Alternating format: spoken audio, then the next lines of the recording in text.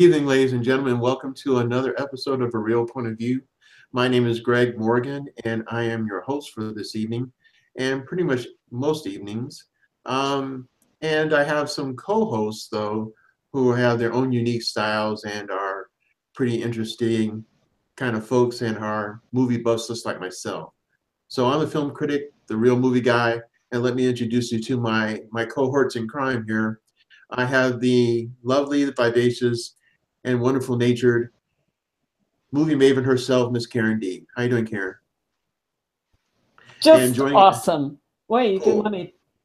Oh, I thought you delayed, so I thought, okay, there's a big delay space. So I'm going to give you that time to go ahead and say, hey, hi to everybody. Go ahead, Karen. Oh gosh. Well, that wasn't at all embarrassing. My screen completely cut out. I'm sorry for the technical difficulties there, but I was trying to tell you that I was awesome, and I guess I wasn't enthusiastic enough, which is why Google cut me off. Okay. Okay. And she didn't mean that, Google. All right. And also joining us tonight is a guy who doesn't pick a bad movie. Allegedly. All right, there we go. Mr. Stephen C. How you doing, Steve? I'm doing pretty good, and so far, that is a true statement. So far, we'll keep it going. One day at a time, right, Steve? You know, one movie at a time. One movie I at a time. can choose for the people that ask my opinion, so Amen to that, brother. Amen to that. Well, it's tonight's cheating, but whatever. well, tonight's episode, ladies and gentlemen, deals with this ever-present Christmas on its way here. So we thought we'd talk about some Christmas movies, some of the best movies that we've seen, or that movies that we liked. Now, obviously, it's relative as to the best that's being seen by everybody. But we'll, do our best to try to persuade you that these are really good movies to see. So basically, our theme is movies that we really enjoy, that we like, that are Christmas in nature. Um, these are the a holiday movies, if not Christmas movies. Um, and we're going to try to discuss those with you tonight. First up is going to be Steve. He's going to talk to us about the movies that he has and give us kind of an overview of what he thinks without totally spoiling, being a spoiler. So, what movies did you have, Steve? And enlighten us, brother. I decided to pick probably the best movie of the 2000s. I mean, there's been plenty of Christmas movies that have come out and some really good ones, but one that's like a wholesome Christmas movie and it stars Will Ferrell, James Caan, Zoe Deschanel. That movie is Elf. Oh, cool. And the other movie I'm going to do is one that was kind of what when you grow up, you have Christmas movies that come out during your generation, during the time that you're really up and coming, and then uh, really getting into Christmas spirit mode and all that. And one of the Hmm. earliest ones I can remember is The Santa Claus, starring Tim Allen from 1994, and that was kind of my first my generation Christmas movie, and it's really an interesting take on Santa Claus and just a little bit different style to the Christmas movies. The first one I want to talk about is Elf.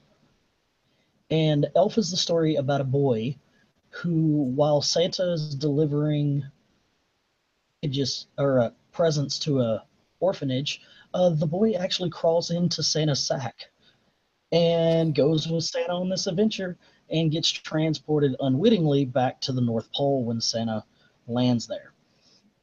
And when he's discovered in the workshop, the elves name him Buddy because he's wearing little buddy diapers, Okay, which is just sounds cool so far.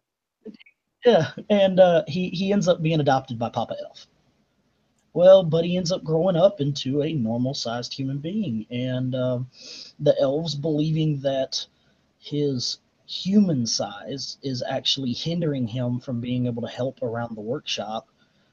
They send him um, they send him back to civilization, and they end up sending him to New York City to find his real parents. Well, it turns out that his mom has died. Oh wow, that's an interesting I'm talking about this, but I love it.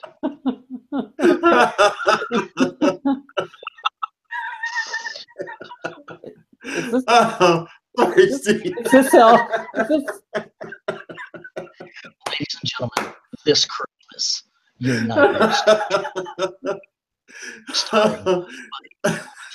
So obviously, Buddy wasn't too happy. Sorry, ladies and gentlemen, technical difficulty. Well Buddy, said. Buddy was in contract talks. The greatest technical difficulty there could have been. Sorry about that, Steve. We're gonna go talk to the production room there. What's going on with that? Fire somebody I if we were thought- paying somebody, but we're not. So I think thought- so you were saying, Steve, before you were so rudely interrupted Do it. by an elf mass murderer over there. So What movie is that? Because I want to see it. I think it's called Elf Gone Rogue. I don't know. Elf Gone Rogue. We're gonna look that up later. Ladies and gentlemen, I'm sorry about that. I need to write that down. Hard Rock, Coco, and Wrench. If there, or elf murderer. Okay. if there's an elf out there who has had enough, oh man, that sounds like a great movie. He's tired of your shelf. Jack the Ripper needs a ladder. I think that's what the name of that movie was. Chucky, a Christmas special. Okay. Okay. Sorry about that, Steve. We'll see if we can help the technical issue there. But where we left off, Buddy is transported to New York, goes to New York City to try to find his father, who is actually unaware of Buddy's existence. And but Santa, before Buddy left, revealed to him that his father, named Walter, who's played by James Caan, is actually on the naughty list Oh, due to his greed and selfishness. But there goes the suggests that knife. Buddy, but but Buddy could help redeem him, his soul, as a matter of fact. So Buddy travels to New York, and just it's a bunch of shenanigans going through the movie of Buddy trying to adjust to the way we as human beings, our world and our style and the way we view Christmas and everything like that. Mhm. And he kind of has an up and down relationship when he meets his father and the father's new wife and his half brother, and they try to accept him as best they can. There's hugely funny moments resulting in hilarious snowball fights. When he confronts Santa, that's not quite Santa, who's built on a chair of lies at the mall. What? When he mistakes Peter Dinklage, who happens to be one of Walter's bosses, his dad's bosses, for an elf, and that goes over amazing well because he gets beat up by Peter Dinklage. So that's just an amazingly hilarious scene. Okay, this one we're good. Were you just a little scared, Steve?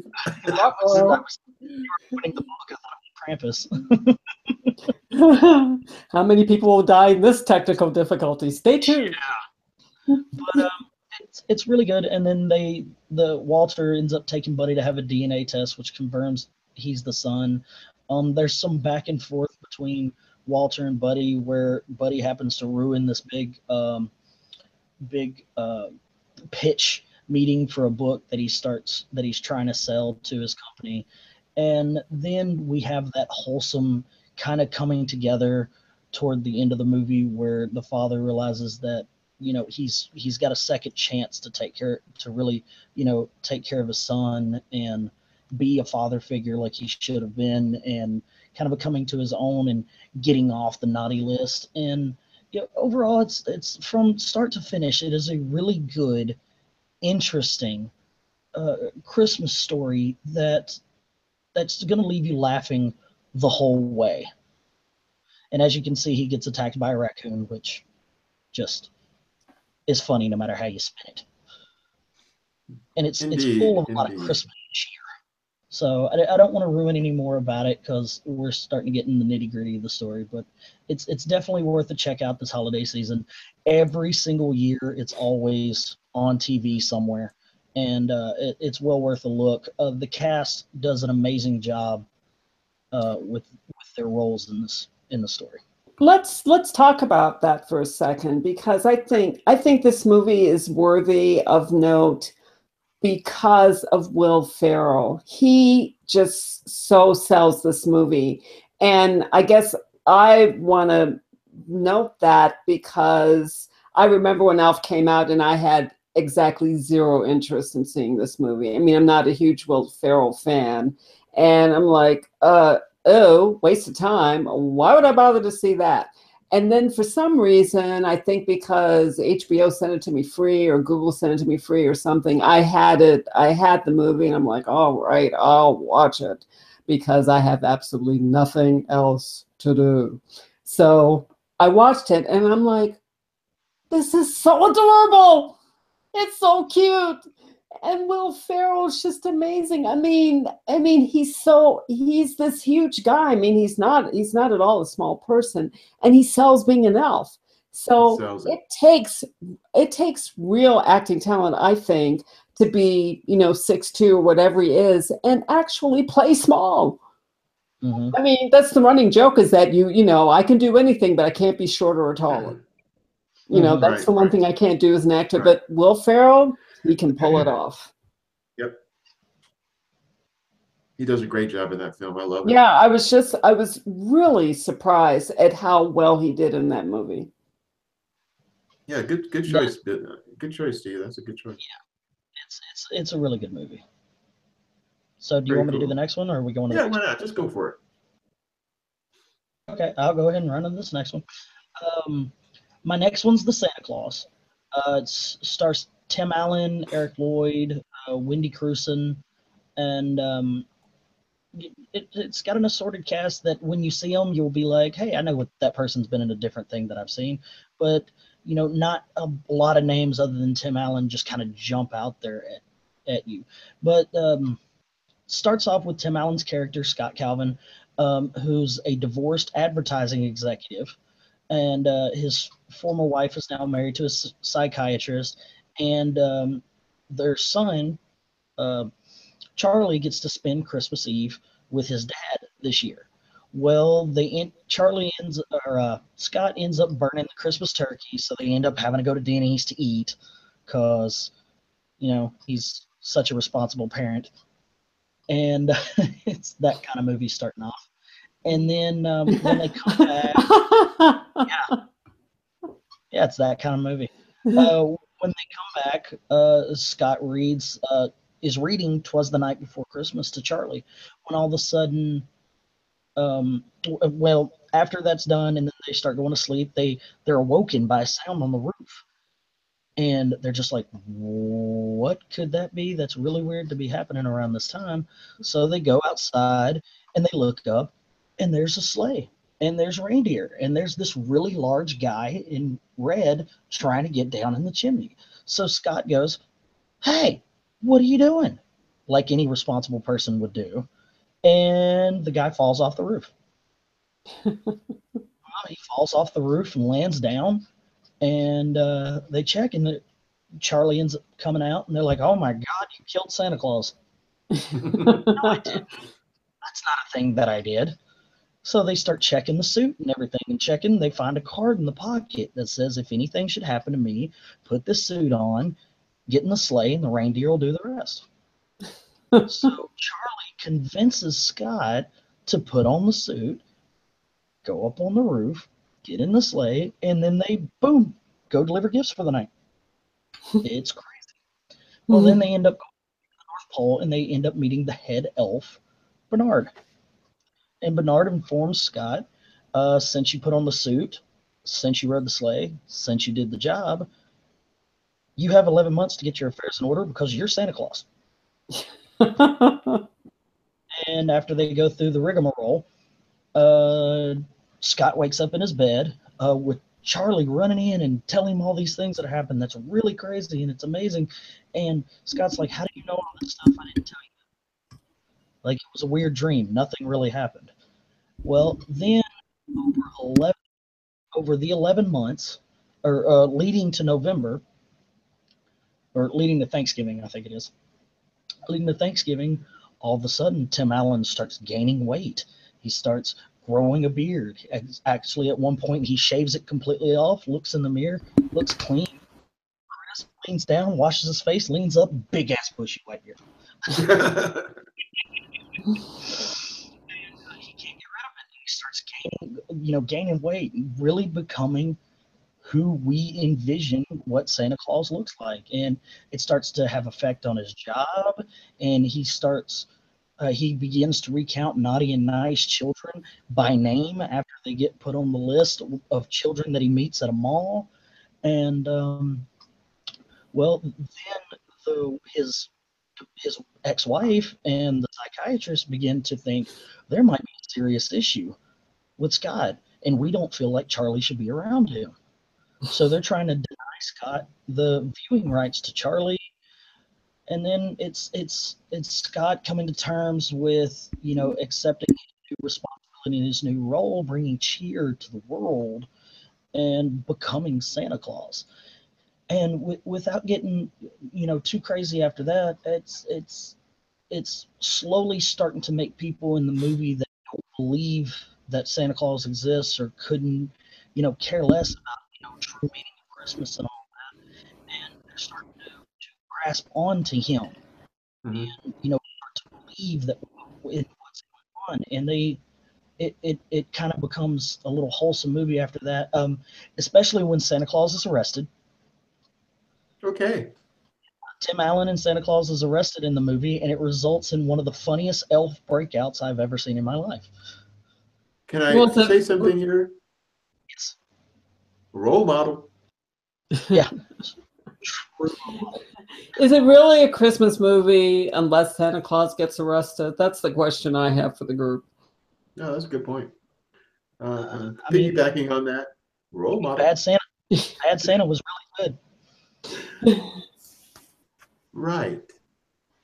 Again, role model. Just say it. It's a movie from my childhood that I really, really viewed as one of the best Christmas movies that I've ever seen. Marketability spawned some sequels that weren't very good. Yeah. But oh my God, they were disasters in the making. The original one, The Santa Claus, was actually a really, really good movie, and it's a really good movie to sit down during the season and watch with your kids. And I think. Yeah, go ahead. I think conceptually it was a really good story. You're looking for a nuance when it comes to these types of movies, because Christmas movies are put up seems like every single year, and you're looking for one of them to be a stellar movie. And when you have an idea like if something happens, put on the suit. That's great. That's a little more unique than a lot of other films. And Karen and I tonight are going to actually talk about the same story in a different year, but the actors and in the film or how it's directed helps you get some nuance. But this was a totally different story. I hadn't heard any stories like this before, so I actually really embrace that too, along with the fact that it was a decent film anyway. It was really good. I thoroughly enjoyed it every time that I. Yeah, that's a good one. So Karen, how about you? What did you have in store for us today? I have two movies. My first movie, a movie within the Hollywood history that I regard as one of the best Christmas movies, and that movie's called It's a Wonderful Life. And then our other task for today was to pick another Christmas movie from 2000 and later that we thought was also good. So let me talk about It's a Wonderful Life. This is one of my, how come you're looking so quizzical? What happened? Did I do something wrong? No, No, that's Oh. just fake. Oh, so let me talk about It's a Wonderful Life. alrighty. Okay, It's a Wonderful Life, 1946, Frank Capra, starring James Stewart, Donna Reed, and I'm not really. I mean, is there anybody out there who hasn't seen this movie? I mean, maybe there is. I see this movie. I've seen it at least 10 times. And I think although this movie is now over 70 years old, amazingly enough, I just think it's one of those timeless stories that resonates. It's almost Shakespearean in the way in which it tackles sort of these issues of human existence. Who am I? What is my place in the world? Why am I here? What are the things that really matter? These are things. I mean, if you look at Shakespeare's plays, they're constant themes throughout his plays, and that was 500 years ago, or over 400 years ago. And I don't think in Hollywood cinema you're necessarily accustomed to seeing those themes dealt with as deftly as they are in this movie. And the other real genius of this film is that they're not presented in sort of a Shakespearean framework. There's comedy as well as pathos. They're very common touch type moments, the kinds of things that I think really show Frank Capra's genius. James Stewart is anyone else who could have played George Bailey the way that James Stewart did. And this was, even though he played someone who started out as a very, very young man, like 18, and aged into his 40s, and he never looked any different. It's not like they did any makeup for him or anything. He looks the same in the scene that we're seeing right now as he does later on, except for some gray hair thrown in there. That was probably a Hackney kind of thing. But he embodies this person. I mean, like here, he and Donna Reed are that Donna Reed plays his wife, and it's funny. There's a scene where he's talking to his friend Sam Wainwright on the phone, and Sam Wainwright's trying to convince him to invest in plastics because with World War II coming, that's going to be the big thing, because plastics are really going to be needed in factories and all kinds of stuff. And he's like, I don't want to invest in plastics. I don't care about any of this stuff, because he's standing next to Mary, and Mary's looking at him, and he's looking at Mary, and he realizes he's in love with her, and that's the last thing he wants. And just this realization that this is who he belongs to, it's so touching. And when you do research in this movie, you'll find out that James Stewart was actually very nervous about that scene. He had just gotten back from the war, and this was the first movie he had done after he got back from the war. He was really nervous about how the scene was going to play out. And so they did the scene, and it was done so well in an unrehearsed take that Frank Capra used that scene for the film. And as it turns out, they were so they did the scene so well that they ended up cutting off the scene because their kiss and hug was so passionate that Frank Capra was like, this will never make it past the censors, who were in fine form in 1946. So they actually cut that scene off that you see in the movie where they're kissing when they realize that they're really in love with each other. The other person that is worthy of mention is Lionel Barrymore, who plays Mr. Potter. Oh my God. He is, I mean, he's just an amazing actor anyway. I mean, my goodness, he's part of like one of the ultimate American acting family dynasties. And I mean, it's like Barrymore is like the first family of film as far as American cinema goes. And Lionel Barrymore, I mean, it's hard to imagine he would actually play a nice guy, but he has, you know, a raft of roles where he played like the kindly old farmer or the kindly gentleman this, or the, you know, comedic, you know, buffoon that. And then he plays Mr. Potter, and he is so evil. And yet you still kind of feel sorry for him. That takes some real doing from an acting standpoint. It's really easy to just be just mean and not have any subtlety of some other quality showing through. But Lionel Barrymore didn't do that. And if you listen to him, you know, sort of objectively, it's not as if he was totally wrong. You know, I mean, he was wrong about a lot of things. And he certainly had the you know, all the spirit of a shriveled up peanut, but he also was interested in people bearing responsibility for their own actions. And that's what he kept trying to say with regard to Peter Bailey, who was George Bailey's father. It's like you're running the savings alone and it's a business and you act like it's a charity. The money's got to come from somewhere. And that's, I mean, I'm sorry, he's right about that. You can't just, you know, you can't just spend money and act as if it's just going to magically appear from somewhere. You have to have the means of production. And Peter Bailey didn't give a crap about that. And it's like, and who was going to pick up those pieces? He kind of left his board to figure all that other stuff out. And George and Potter was like, it's not just the board. You have to get in the trenches with us and stop putting us in this position where we're constantly scraping together to make a profit. Otherwise, we're going to have to close. That's a valid point. Anyway, so. Can I say something? Sure. Now, George, you're better than your father. You understand commerce and money. You're not going to make the same decisions. So what do you say, George?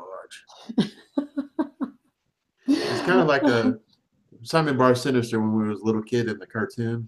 Yes, with Underdog. I think it's the Lionel Barrymore voice. It resonates, and it means the same thing. Evil, trying to convince you that you're right, really wanting to convince you that he's right, and trying to steal everything out from under you. Well, but then, you know, on the other hand, I love that speech that George gives in the bank after Peter Bailey's died, because of course he had a stroke on the day that George went to the homecoming dance, because the man had no timing. But and George is trying to go to college, and of course he can't go because the whole universe will conspire to keep him there.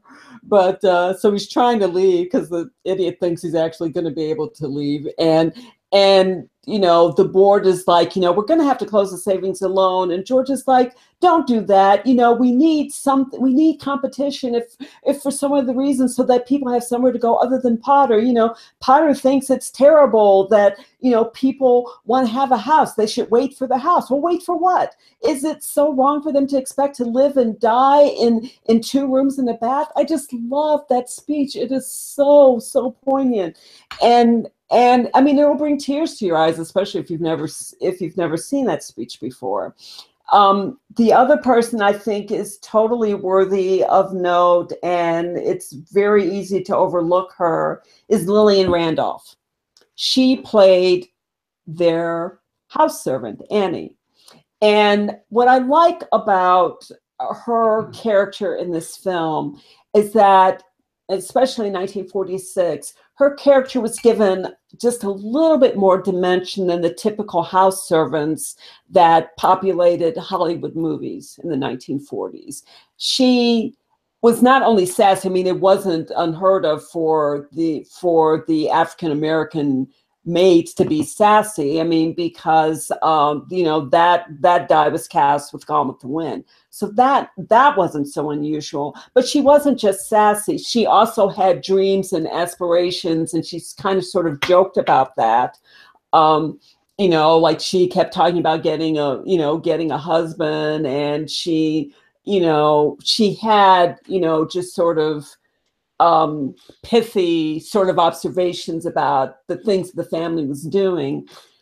Also, she was the victim of sexual harassment from Harry, but that's a whole other can of worms. He would like hit her on the butt and, chase her around the table. I mean, that was sexual harassment, but different story.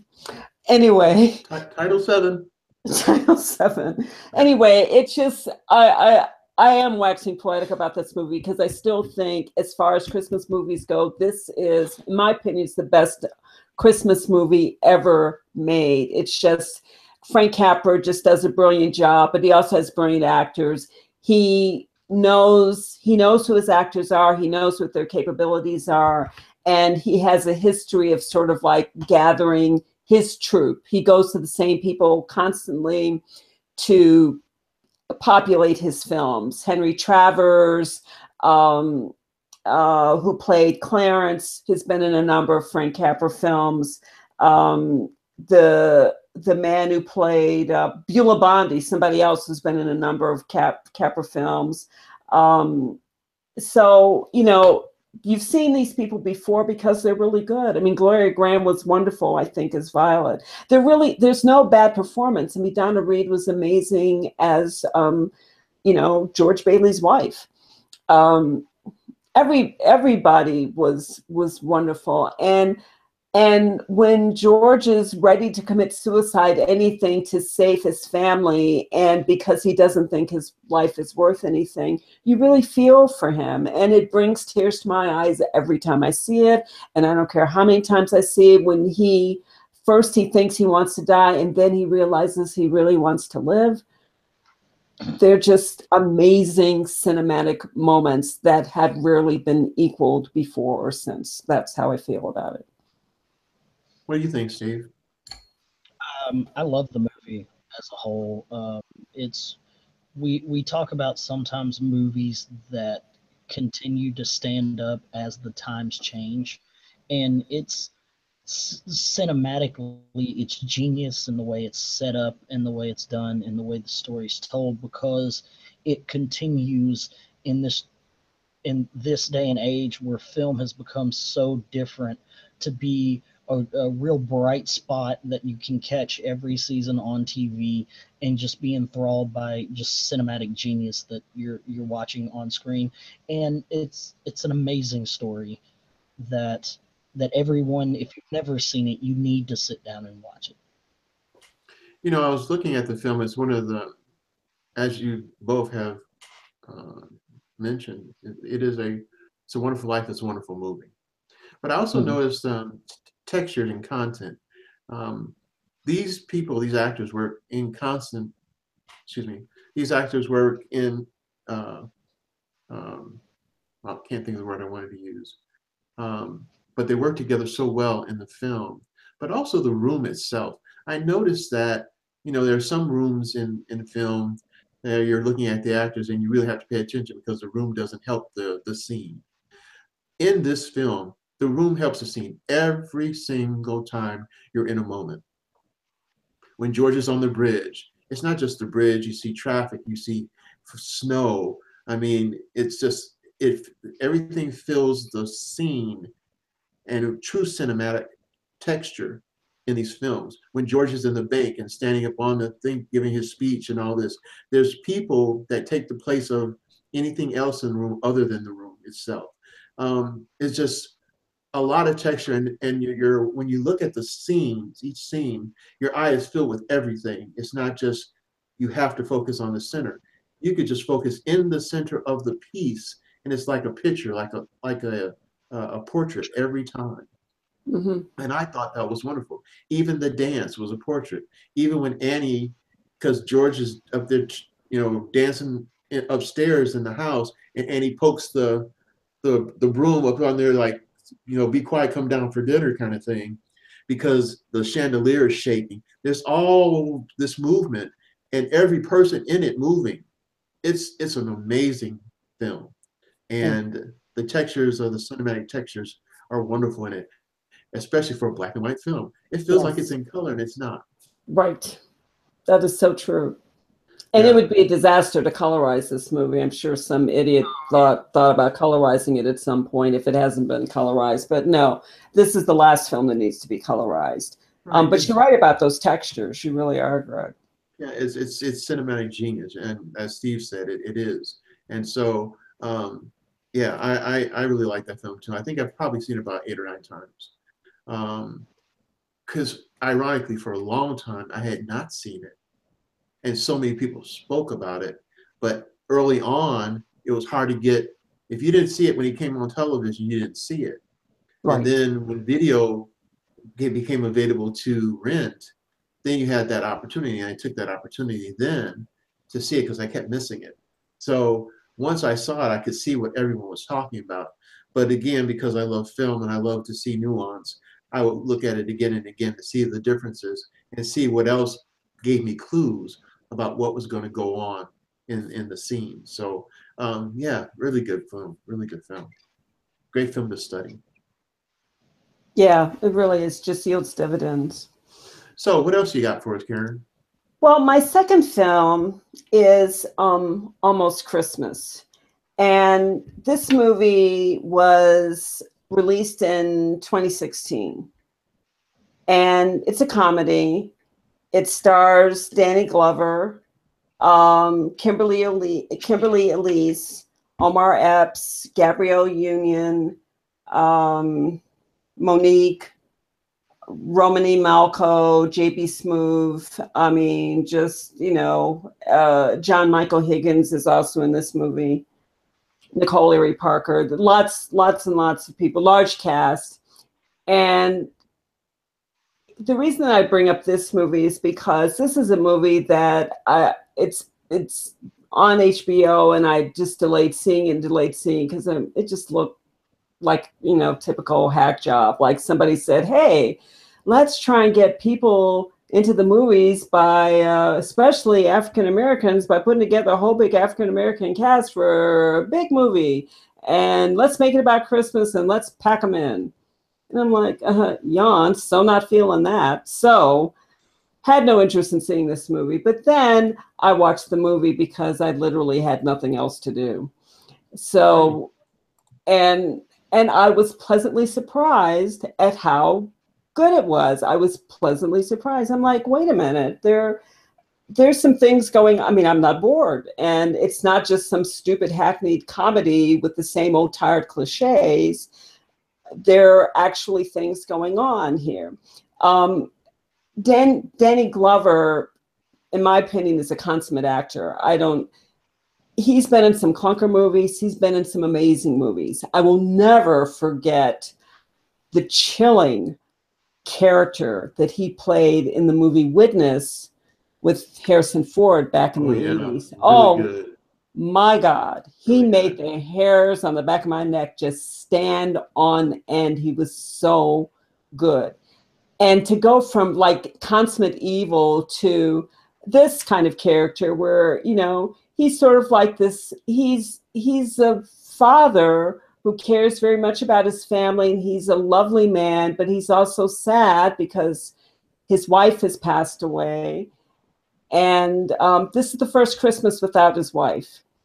And so he wants the family, his his kids, their spouses, their children, to come together and just kind of gather for Christmas, because it would just make him feel better because he doesn't have his wife anymore. Is that so much to ask, really? Apparently it is, because these people are crazy. And the last thing, when you see what some of these people go through, it's like, you really probably don't really want your family to come together. You might be better off if they just didn't show up. But 5 days, and they get on each other's nerves. They call each other out. All kinds of family secrets get released. They find out that Danny Glover is, put the house on the market. They're like, no, you can't do that. And he's like, why not? You all don't act like you even want to be here. And they're like, that's not true. But, and they keep going back. And the arguing, I think what I like about this movie is that the arguing, although it can veer a little bit into the cliche, it really has the ring of truth. Mm-hmm. It kind of reminds me of some of the Christmases that I grew up with, when there might be a fight or two in the family, or between relatives, like, when the aunts were coming or the uncles were coming and somebody did or said something completely inappropriate. Or like airing little secrets of the family. Yes. Or like when some cousin would just say something annoying, like, oh, it looks like you've gained weight. And I'm like, whoa, back it up. What the hell? As big as you are, I can't believe that you're even talking about anybody's weight, is what I would want to say. But so, it had the ring of truth. And, when people in the movie just kind of face up to some of these issues that they have, it's nice. It's nice to see.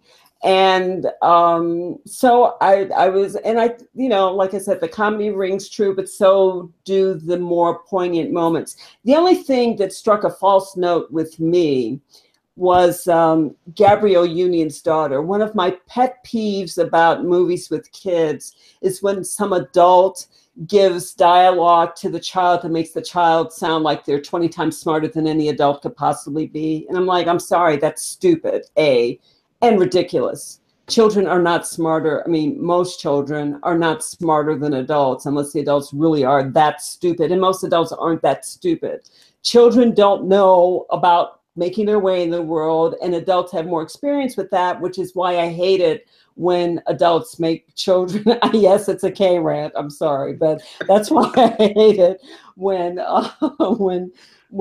adult directors make children sound as if they're, like 12 going on, I don't know, 75, because they've just seen so much of the world. That's crap. So Gabrielle Union's daughter sounded like that in the movie. I'm like, that's stupid. Why would a child ever say that? I was a child and I'm pretty smart, and I would never say that kind of crap to my parents. That's ridiculous. So that thing bothered me a lot. But other than that, it was actually surprisingly good movie. So I would recommend it. Just put your fingers in your ears when Gabrielle Union's daughter talks. Other than that, go for it. Okay.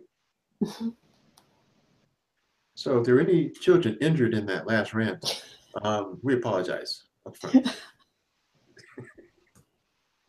What else? Any other movie, Karen? I thought you mentioned an Ebenezer moment in there somewhere. Well, as an honorable mention, I will just say that in passing, I saw another version of A Christmas Carol that I'd never seen before, from 1935, a British version starring Seymour Hicks. And I have to say that guy, Seymour Hicks, was like such a mean Ebenezer Scrooge. You really were rooting for everybody to just like, you really were rooting for the Ghost of Christmas Yet to Come to just totally decimate him, because he just did not deserve to live. He was so mean, so miserly. He was so miserly. I was mentioning before we went on there that there's this great scene where Bob Cratchit is freezing to death, and he wants to put like a couple of coals on the fire, and Ebenezer Scrooge goes, "Well, what?" Uh-oh. What happened? Evidently, they hurt her. Uh-oh, Ebenezer had, he had his own rant. Sounds like. Uh-oh, wait a minute. Now, what were you saying about Ebenezer? Oh, yeah, apparently I offended the Ghost of Christmas Yet to Come and the Ghost of Christmas Past. Yes. What'd you say, Steve? Apparently, you did. Yes. But anyway, so he was trying to put some coals in the fire, and Ebenezer was like, "Well, what are you doing?" He's like, "Well, it's really, really cold in here, and my hands are really freezing, like to the point where I can't actually write down the figures you want me to write. So I thought I'd put a coal in the fire." And Ebenezer's like, "No, what are you doing? Of course you think you should put a coal in the fire because you don't have to pay for the coal. I'm paying for the coal, and if I'm not cold, why should you be?" And then right after that, he starts sneezing because the man is obviously cold. And I'm like, that is so cold. I mean, you are so mean that you don't even care that you're catching your death of cold. You'd rather catch your death of cold than let that man be warm for 2 seconds. That's just so wrong, dude, is what I wanted to say to him. I think that is what I said to the TV. But anyway, it's like, dude, really, you need to step back. Step off just a bit, take a look around. Is it really that bad? Okay. It was really that bad. But it's like quite entertaining. I would say all the Scrooges I've seen, and I've seen just about every A Christmas Carol there is, he's got to rank up there as like the meanest. All righty. Well, with that being said, I'm going to segue into one of my favorite movies of all time. Is, you said it, you guessed it, Scrooge, A Christmas Carol. The version I too, like Karen, have seen many, many different versions of it. And I find that this one, for me, pulls my heartstrings a little bit more than any of the others. And that's the one that was made in 1951 with Alastair Sims as the actor who plays Ebenezer Scrooge. He gives such a wonderful performance. And just like any other film, especially films that have the same subject matter, you want to find nuances that's going to make your film stand out. I think in this particular film, we take Scrooge from being crass and cruel i.e., like Karen said, with the portrayal by Seymour Hicks, in a little bit more sophisticated Scrooge in the 1951 version with Alastair Sims, and makes him more sophisticated, a little more shrewd, and his shrewdness is what makes him so evil seeming in that particular film. And you can tell in that film that Alastair Sims is looking more to, when people are talking to him, he doesn't disrespectfully talk to them, but he does knock down everything that they say to him. He does deliver back to them. He's talking to them in such a calm manner that they're expecting him, for example, the guys who are coming to see Ebenezer, to talk about raising funds for a charity that they're discussing with him. And he sits there and he says certain things that we've seen in each Dickens tale that's been portrayed on film. But now here's a guy who's delivering it in such a tone that you think he's a nice guy and is going to give you all the money until he doesn't. And then you think he's a rat. By the time you go in the door, he goes, "Good evening," and say, "Well, we're talking about this charity. Would you like to be a part of it and give money?" "Well, are things so bad in the world that we're giving to charities?" "Well, yes, and things are horrible in the world." "Oh, are there no prisons?" "Prisons? Well, sure, there's prisons." On and on and on and on. And he says at the end, he's like, "Well, I'll give to those things. I already paid for those things. My taxes pay for those things. So it's time for you to leave, and I want you to go. You're wasting my time. I have affairs to attend to, gentlemen. Good day." And they're looking at him like, dang. That's cold. That's He just cold, dude. brush us off. I don't know because I couldn't tell until like right now. Right, right, right, Oh, right. I'm bleeding so much I didn't even realize I was cut. it's like you walk out the door and there's blood everywhere. You're spewing. It's like, when did he stab us with that pen, that little feathered pen? He was just poking holes in them, and it was amazing. And I'm like, wow, that that was like so cool. It was so cool. It was cruel. Mm-hmm. And so he does that throughout the film. And he tries to do that with the ghost of Christmas Present, Christmas, all the ghosts that come to visit him, they're like, we're not stupid, dude. We know what you're trying to do. It ain't working. And he's like, okay, cool. And then he loses his mind. And that's even more fun. Because for those of you who don't know, the story of A Christmas Carol is about a miserly gentleman who has taken Christmas and thrown it underneath 20 gazillion rocks, and he just doesn't have the spirit of Christmas, and he has no goodwill to anyone, not even his family. When his nephew Fred comes to visit him, he has no time for Fred.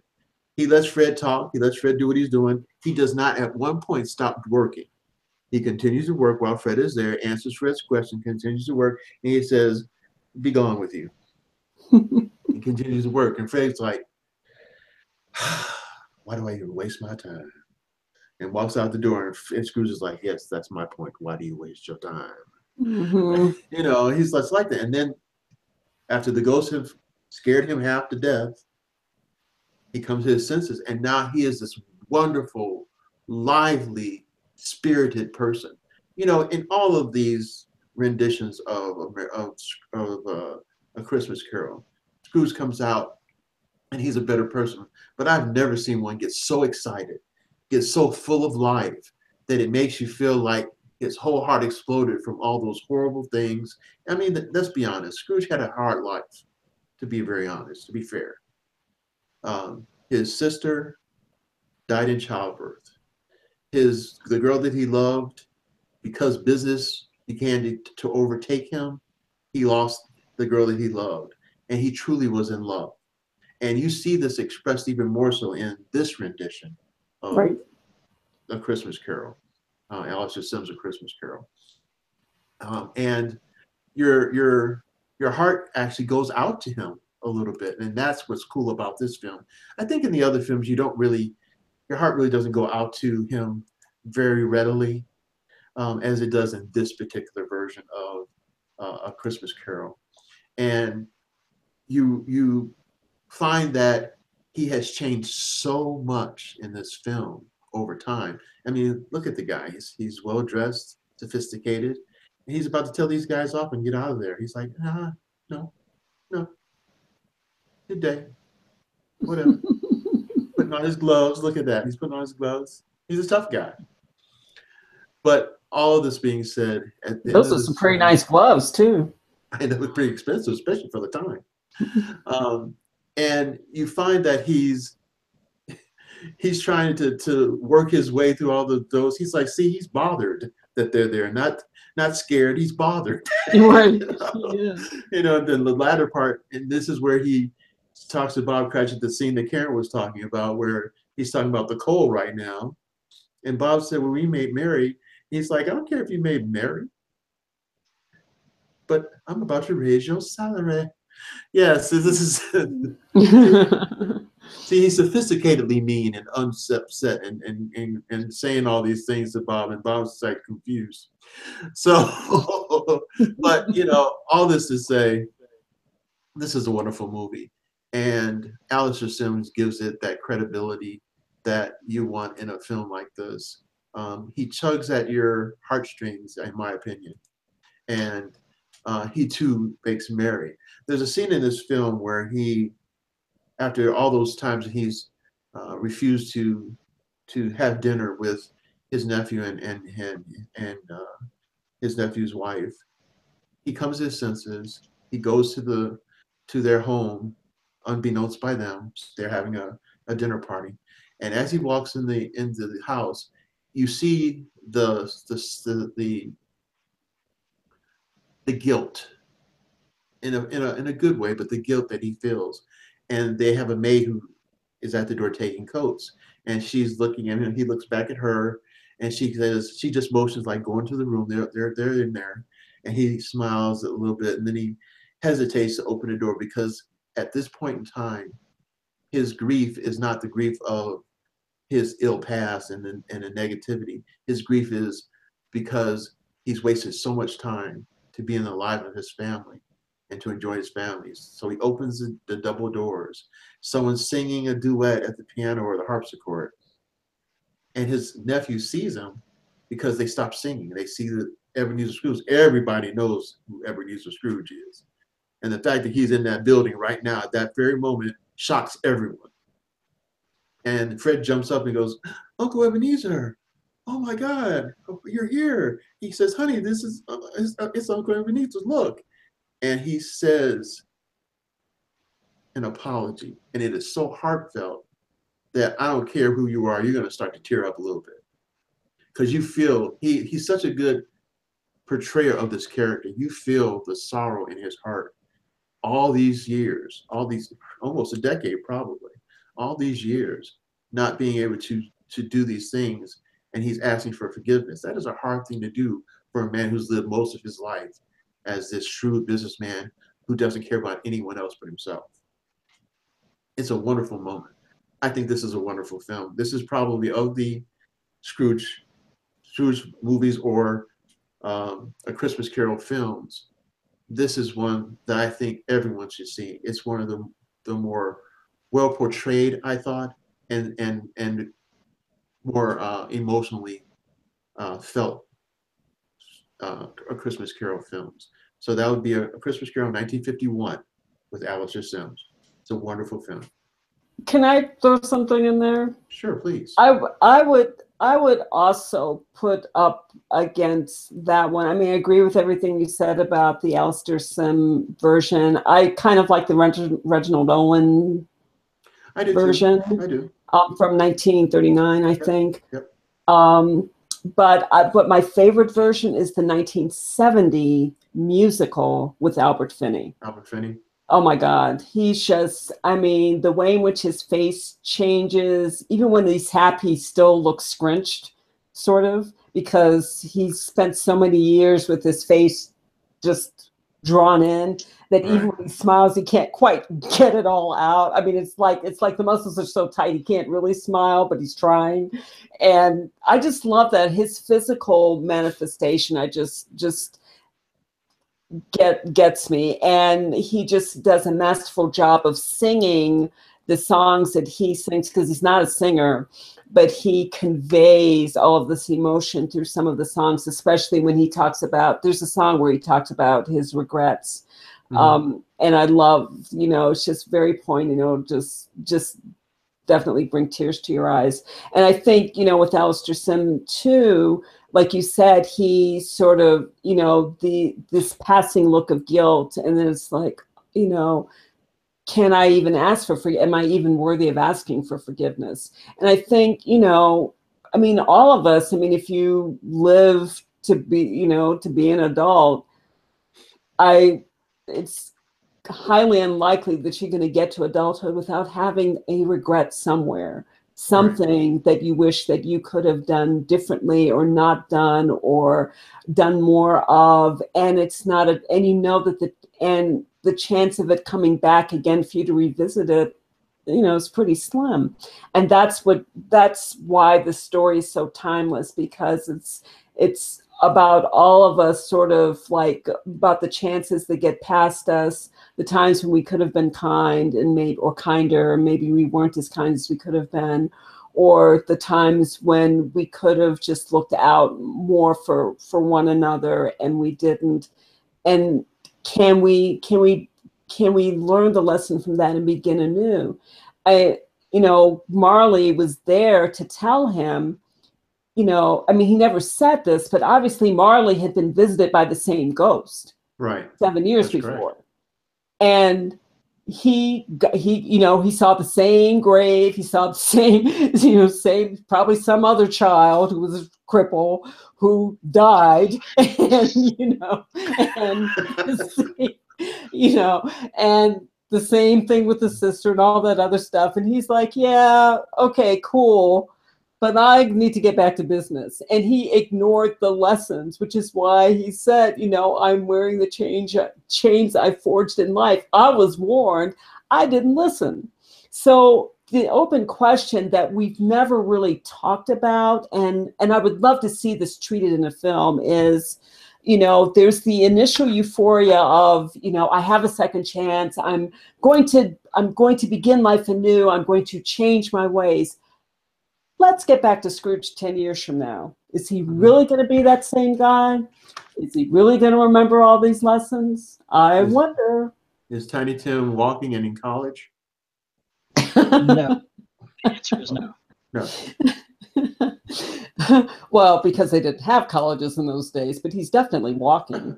Yeah, Oxford. Probably playing football. They're I don't know what you're talking about, Steve. It's Oxford. They had college. What year are we talking about? 1823. 1820 something. Oh yeah. They might not have football, but they had college. They had football. It's called soccer.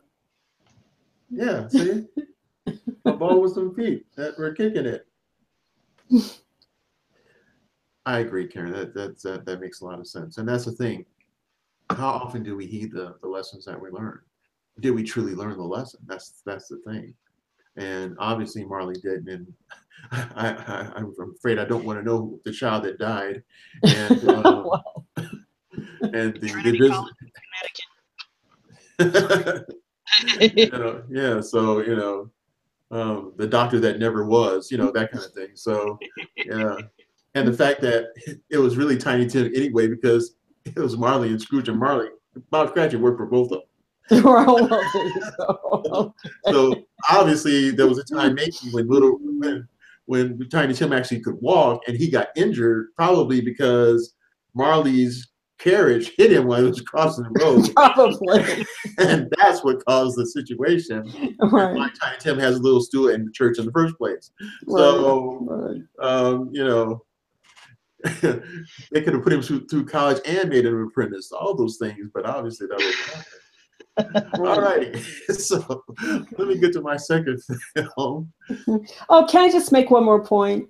Sure. About this movie? It's just this is the other backdoor fantasy that I have of somebody doing like a revisitation of the whole Christmas Carol tale, because I think there are things about Scrooge, and I think maybe I've said this on the show before, that get sort of lost in translation with the zeal to sort of celebrate a life revisited and lessons learned and stuff.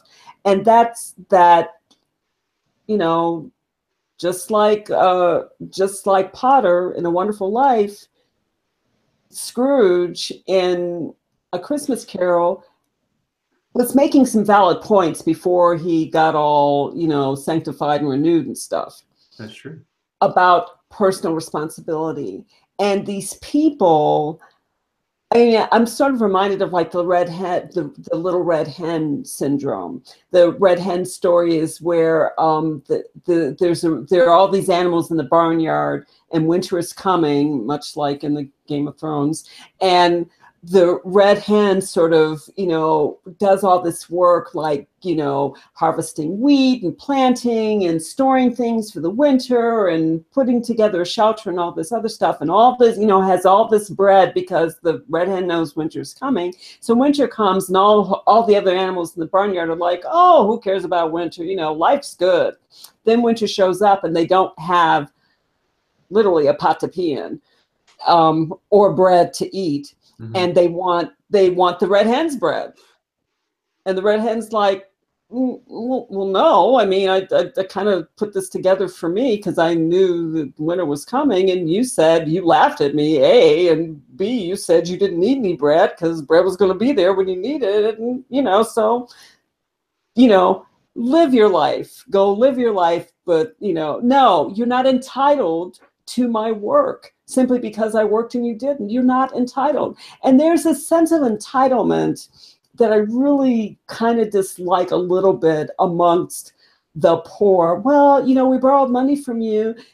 please, is it okay if I don't pay you back? No, you borrowed the money. You didn't have to borrow the money. You didn't have to. You had a choice about borrowing the money. And when you borrowed the money, you promised that you would pay it back. Now you're saying that you don't want to keep your promise. Well, what's great about that? So anyway, I just want to throw that out there. So we're really talking about the beginning of loan sharking, where they know Yes. they know they're not going to be able to pay it back. So that's who you loan it to. Why? Because A, maybe they'll find someone else to help pay it back. B, you're kind of tough. You want to show people that you're tough, so you have somebody to beat up. C, you're tough and you want your money and you have someone to beat up, but you're not going to kill them because you need the money. And then there's D, you're not going to get the money, so you kill them and you go to jail. Loan shark 101. That's what I was getting. That's what I was getting at. Thank you. Yeah. The things I've done in my life. Sorry, wait, what are we talking about? Okay. Well, we weren't talking about your life, but we can certainly get back to your life if there's something you'd like to share with the group, Steve. It's one of those scary moments, Steve. I know. Remember that elf? I do. Another one of those scary moments. Oh. Put the knife down. Just put the knife down. Steve. Okay, so my last movie that I'm going to talk about in detail, or minor detail, is a movie about, Santa Claus, he's out there, he's doing his thing. But what happens when Santa Claus realizes that, hey, he misses his brother? What? Santa Claus has a brother. His name is Fred. Fred Claus is Santa Claus's brother. So I'm going to try to get a little scene of that in here real quick. Yeah. So those are Santa Claus elves who are obviously ninjas. His security detail. And so Vince Vaughn plays Fred Claus, Santa Claus's brother. He convinces his brothers to come to dinner with their parents who live in the North Pole. And obviously, he doesn't want to be there. So the essence of this film is about a guy who, deep down in his heart, he's a nice person, but that has to be brought out. But one of the things that always irked him and hurt him growing up was that everybody loved his brother and didn't love him. Why? Because his brother's Santa Claus. How do you beat that? What do you do to Tough act to follow. Tough act to follow. Is. So but there's something about this guy. There is ability to, as you see, bring out the best of him. Well, he obviously has other ideas to make things happy and nice in the elf land. One of the cool things about this movie is you have all those things that we have in Scrooge and other things. You have the not playing well with others. You have some really cool things. Okay, I'm just distracted. I apologize, ladies and gentlemen. We got to go with the snowball fight between the brothers here. Okay, so I'm gonna get rid of that for a second. All righty. This is a really fun movie. Now, this wasn't a highly rated movie by any of the other film critics. But I think a lot of times we take for granted that things can just be as they are and be fun and silly. And this movie is definitely that. One of the cool occurrences in this film, and not to give a whole bunch out about the film, was the relationship between Fred Claus, and the DJ that works inside the elf workshop. And the DJ is played by Chris Bridges, who, AKA Ludacris of the rap genre, who's a really good actor. And he plays an elf. And it's so funny how they make him a small elf and he's a DJ. and he and Fred Claus are just at odds in this film, and it's just a funny film. Okay, so anyway, the essence of this film is Vince Vaughn is neglected. He feels like he's neglected. He does these crazy things that gets himself in trouble, and so basically he's kind of banished to the North Pole to get his life together. And he's there, and he finds out that his heart is truly there. He has these wonderful moments. He has these epiphanies throughout the whole essence of this film. And so what we're looking at is how his brother, Santa Claus, is now not the center of attention, and how they deal with their sameness in the midst of their anguish and their brotherly um, spat, we'll say. This is a fun movie, not a highly rated movie. That doesn't matter, ladies and gentlemen. This is a fun movie to watch, and Vince Vaughn is hilarious in this film, and Paul Giamatti is also hilarious in this film. And what do you say when Kathy Bates is your mom? I mean, come on, this is a good film. So not highly rated, but rated really well in my heart because of all the emotion that it facilitates throughout the film. The wonderful heart that Vince Vaughn truly gets to show throughout the film, and a coming together of a family that was estranged. You know, it talks about all these regular issues that we have, and they put it in a fun way with a fun family. So I think everybody should watch this film.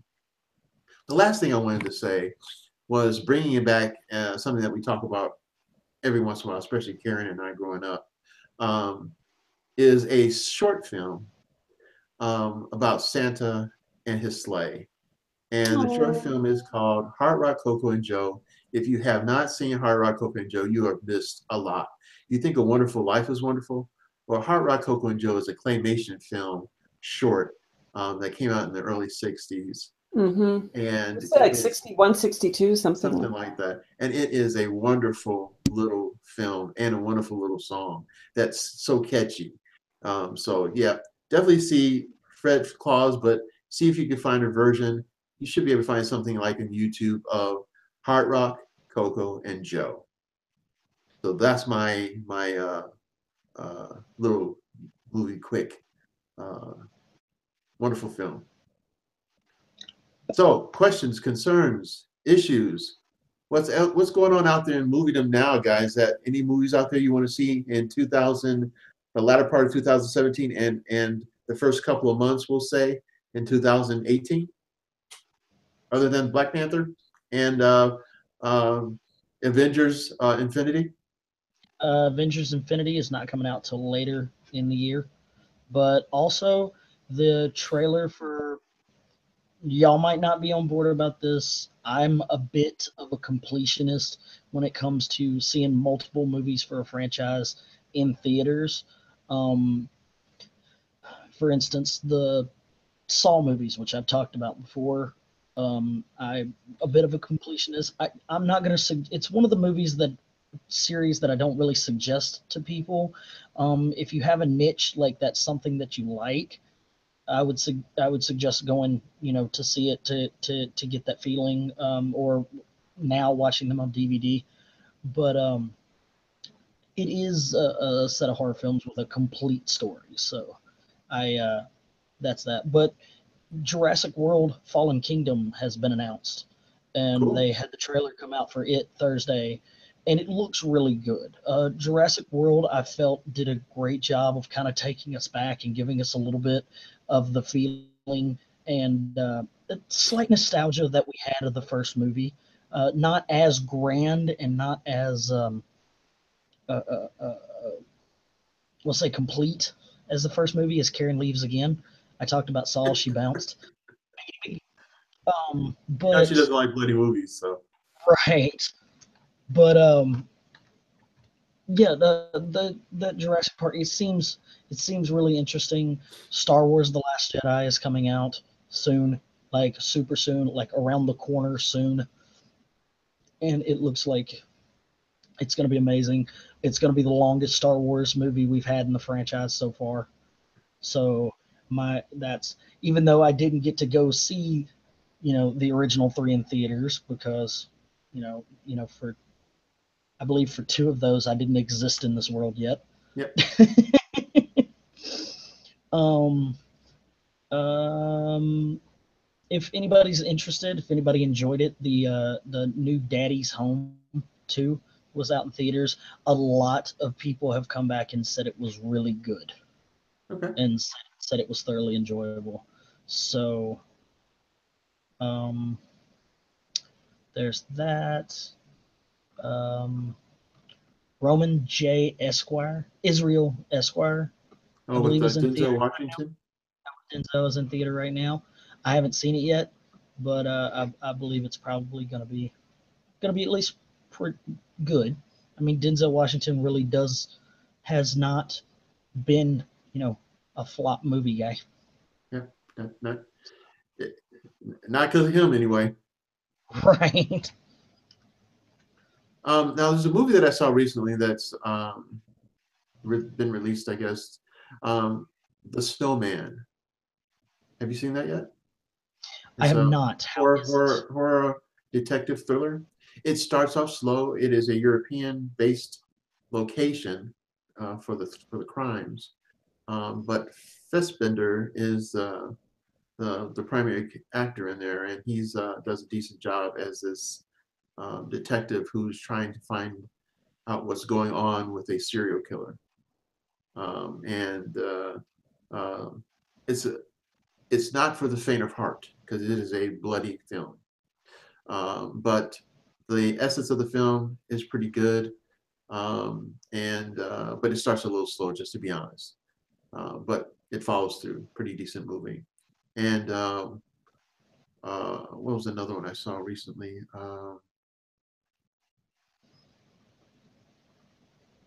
Ironically, I'm going to do this just because I still think it's like small screen theater in a way. Obviously, television, there's a lot of things on television that are kind of good. But trying to keep in the realms of more a film feel, there's a movie out, or a mini series out called Godless. And I want to see that. It is a Western. On a scale from 1 to 10, it's a 12.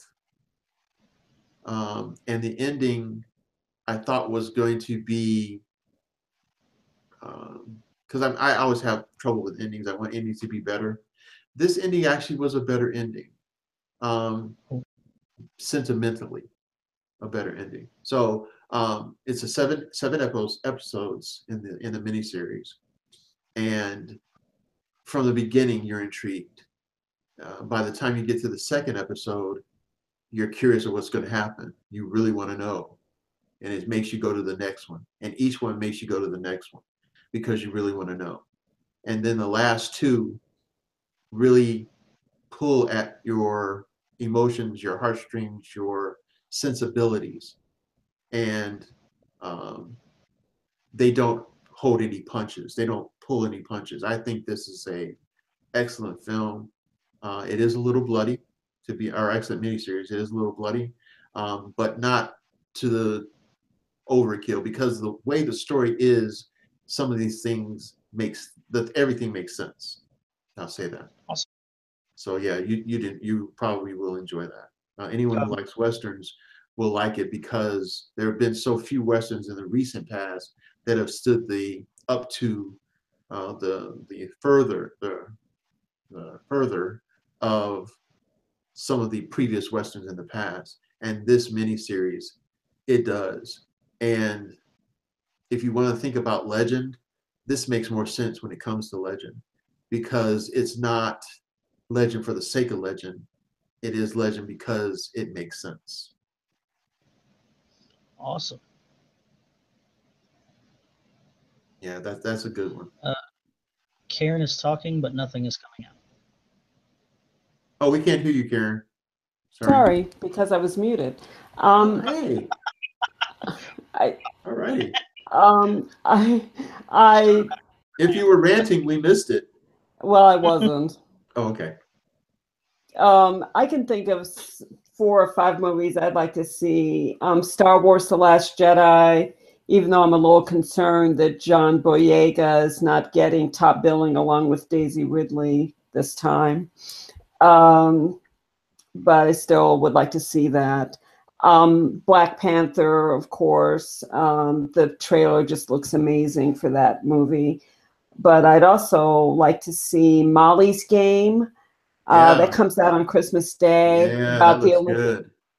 skier. Jessica Chastain plays this Olympic skier who sets up like the most coveted high stakes poker game ever. And Idris Elba plays the FBI agent who investigates what's going on.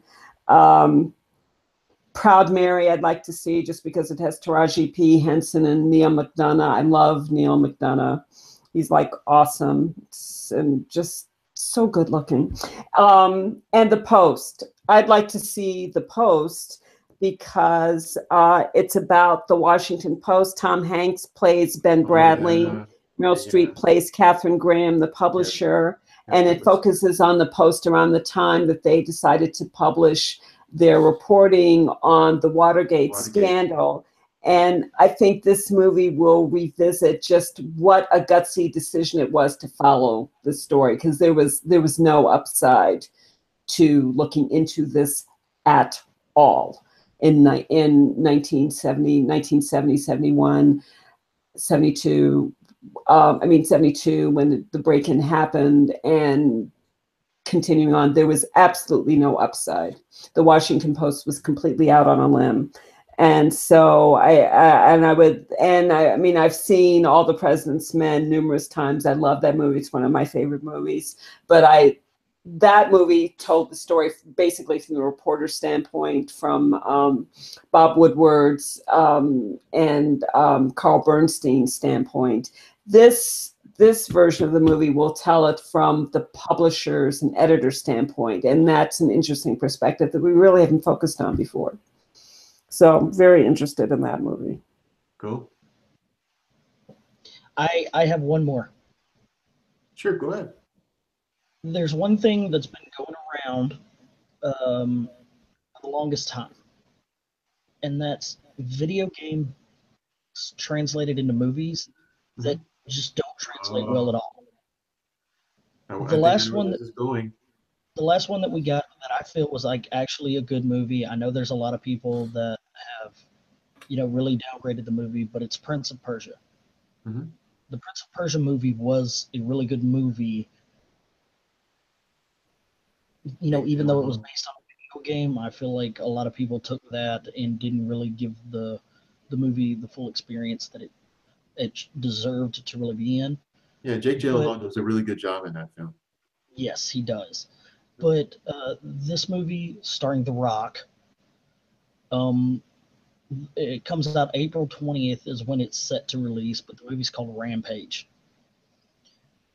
And it's based on a video game in which these three, people that were turned into monsters go by alien technology, go around terrorizing the planet.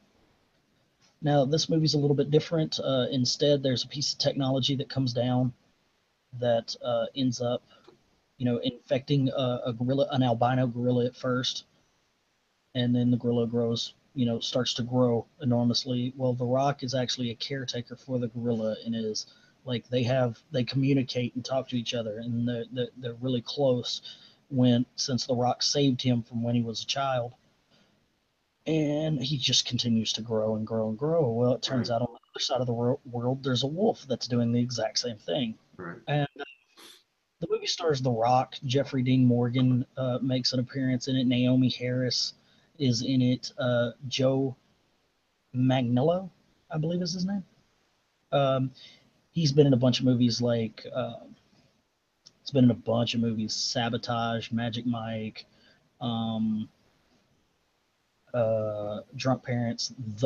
He's supposed to be Deathstroke in the new Batman movie, if they ever do that. And he's a pretty decent actor that's still kind of on the up and coming, but has had some pretty good movies. But I feel like it's going to be an over the top, grand, explosive rock movie, and I feel like it's going to be the stepping stone for anybody that tries to copy video game and turn it into a movie after that. Speaking of video games turning into a film, the new no, I can't think. Laura Croft movie is coming out soon. I do not know how. Have you seen the trailers for that yet? I saw the trailer for it. I'm not sure how I feel about it right now, but it is based on the newer video game for Tomb Raiders, so she's not just, you know, she's different. This is supposed to be a younger Laura Croft, where she's first getting into the Looking game. for her dad, and yeah. You know, she hasn't really raided any tombs yet. Right. Yeah, it comes later, I guess, in this film, but yeah, it's right. It's the origin movie. Yeah. Well, and I think it's going to be. I'm alluding to the fact that it's going to be an origin movie. I think you're going to make a few more. Right. Episodes I think it's going to be good.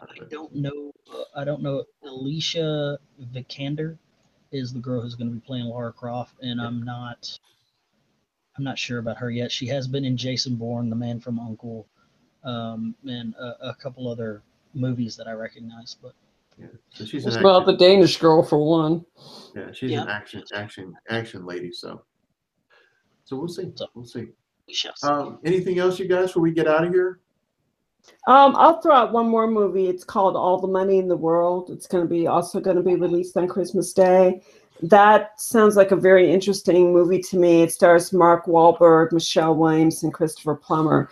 Very intriguing story about the kidnapping of 16-year-old John Paul Getty III, who is, of course, the grandson of J. Paul Getty, the billionaire and literally at that time the richest man in the world. And it's about how Gail tries to convince the boy's grandfather to pay the ransom, and Getty refuses, and that's where the story takes off. Yeah. So very interesting cat and mouse game, and just, you know, and again, just dealing with this theme of, you know, where does family fit in? What does money really mean? And, you know, what do you value? Right. Yeah, it looks pretty good. I saw the trailer. It actually will be good. I mean, Christopher Plummer's just an amazing, absolutely, totally amazing actor.